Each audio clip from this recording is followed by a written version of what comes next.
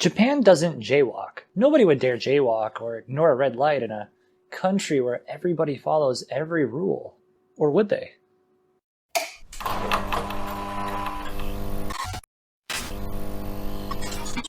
Welcome to a nice quiet residential area in Osaka. We've got the camera right here. We've got an intersection up there. I'm bringing me and the camera around Osaka, a few different areas to find out just how many people really follow the rules or not. All right, and here we are. This is actually the first area out of 4 that we have for this video. I went around Osaka, mostly what I would consider maybe the center to a little south Osaka. And this one is a nice residential area, but we've also got, well, the second one's again another residential area. Again, kind of just middle South Osaka. We have one more towards the city part.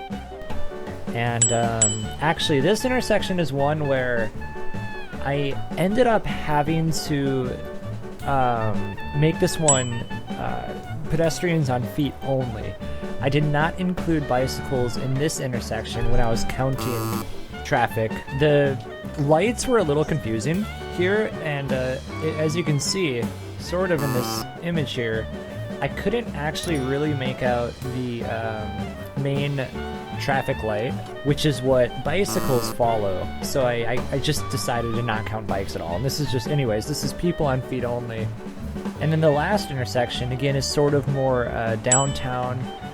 I believe this is somewhere in Namba. It's right outside a grocery store, so we're going for the more family demographics is what I was hoping I would see here. And actually in the on-foot only intersection here, if we look in the back, you can see Abe no Harukasu, which is pretty cool. Abe no Harukasu is actually the tallest building in Japan. And I know what you're thinking. You're probably thinking, what about Tokyo Skytree?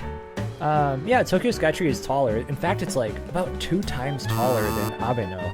It's huge. But Tokyo Tower is a radio tower and an observation point. So if you're considering buildings like actual usable office buildings in Japan, Abe no Harukasu is the tallest. So that's pretty cool. I was pretty happy to get that shot. Now, I mentioned earlier that this intersection, specifically, I was counting only people on foot, and I wasn't counting bicycles in this one. The bicycle laws here, it's like the Wild West. It's like you're not supposed to follow, like if you're a bicycle waiting at the intersection and the pedestrian light turns green, you're not actually legally supposed to go through that green pedestrian light. You're supposed to follow the road traffic lights for vehicles, so you're the same. And so on some of these, like especially this intersection where I can't see the traffic lights, I decided to just not count bicycles at all, just to make things a little bit easier. So yeah, just to kind of reiterate what I meant by that. One of the biggest aspects about this video are actually the types of intersections that I'm trying to record. The thing I want to try and capture in the video is not if people will go through red lights. Like on a big busy road such as maybe around here, it's gonna be it's just straight up dangerous. If you go through a red light, you're gonna get hit by a car. People aren't gonna probably do that most of the time.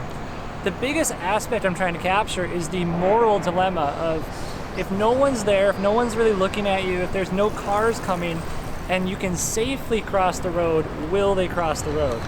You know, the typical internet meme, I don't even know if I should call it a meme, because people actually believe this.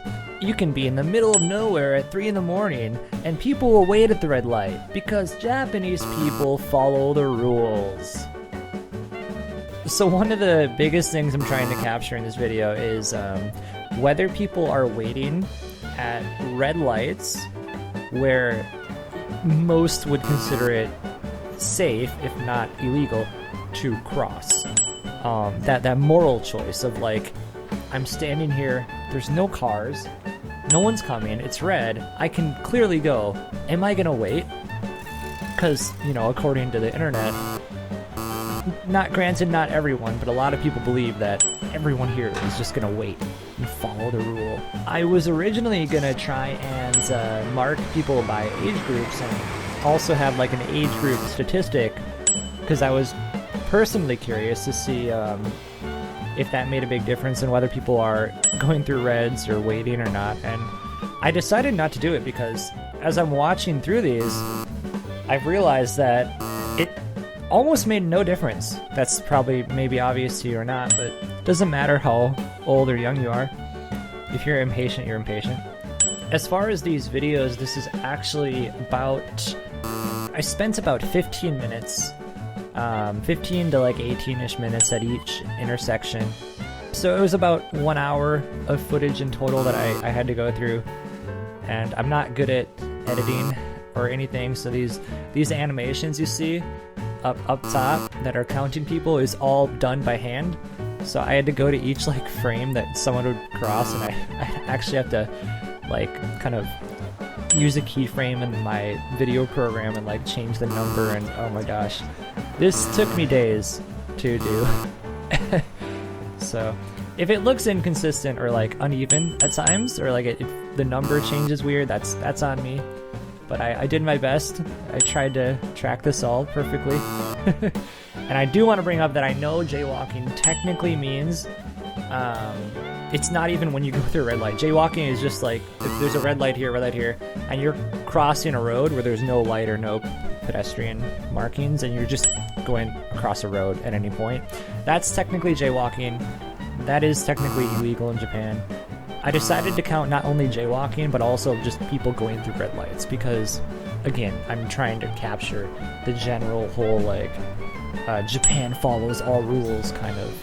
At the end of the day, we had a couple hundred people totaled up, and it ended up being, it was about 40%. 40% of people that either straight up jaywalked or went through a red light. 60% of people waited, or this is where it doesn't add up very well, because one big thing I was thinking about is, honestly, probably 60 to 70% of people would have jaywalked or went through a red light. A lot of these people that are walking across, going through a green light, are just happen to be walking across and going, and the light happens to be green. If it had been red, they probably would have went as well. There's no way for me to prove anyone that's going through a green light is going through it because it's green, or they're just going because they happen to be there and they want to cross the road at that time.